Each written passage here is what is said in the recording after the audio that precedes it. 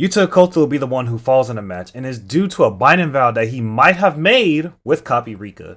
In chapter 261, we see Yuta in the hospital bed, a bleeding mess, but thanks to Irata, he was able to stop his bleeding with his technique. Arari had stitched Gojo's body back together and was preparing for the brain transfer, but before it happened, we see Yuta holding up his right hand and apologizing to Rika for using his right hand. And you're probably wondering, why did he apologize for using his right hand? Well, in wedding vows, you're supposed to wear your wedding ring on your left hand to signify that you are married, a promise that Yuta had made to OG Rika when she was alive.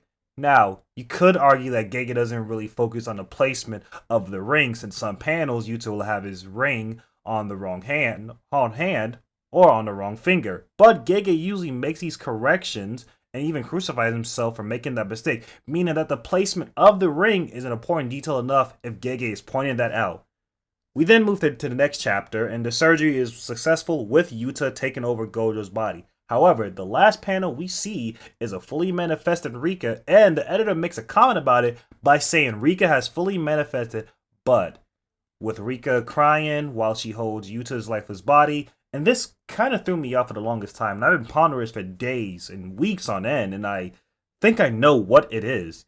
With the 7 pages that Gege has given us, I speculate that we are going to witness the consequences of breaking a binding vow with someone else. Now I hear you. Binding vows with oneself isn't really all that bad, so technically it is Yuta's own technique. However, I speculate that is the opposite, because of him being able to use Kenjaku's technique is thanks to Rika being fully manifested. And after the 5 minutes are up, Rika will be stripped away from Yuta, and not only will he lose Rika, but he will also lose the benefits he received for fully manifest Rika, and that includes Kenjaku's curse technique, meaning that Yuta will die.